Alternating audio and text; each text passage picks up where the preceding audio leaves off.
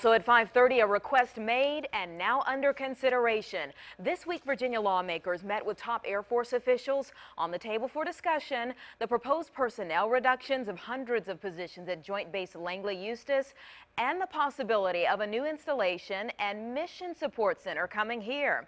I spoke to the head of the Hampton Roads Military and Federal Facilities Alliance about the changes taking place. Although hearing about cuts to any branch of the military can be hard to swallow, Craig Quigley says the writing was on the wall for the decisions the Air Force is making right now. It's a sign of the time, Anita.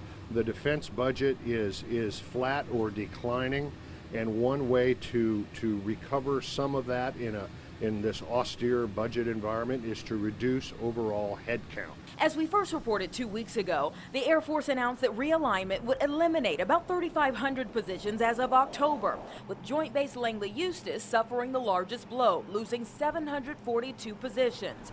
But Quigley says most of those have already been empty for some time, and the handling of the rest from here will depend on whether people are civil servants or uniformed personnel. If you're uniformed, you may have a little bit early adjustment on your next assignment, but for the most part, you'll be unaffected. When you eventually leave, you will not be replaced. He says the Air Force will be trying to work with civil servants to find them another spot or help them with voluntary early retirement.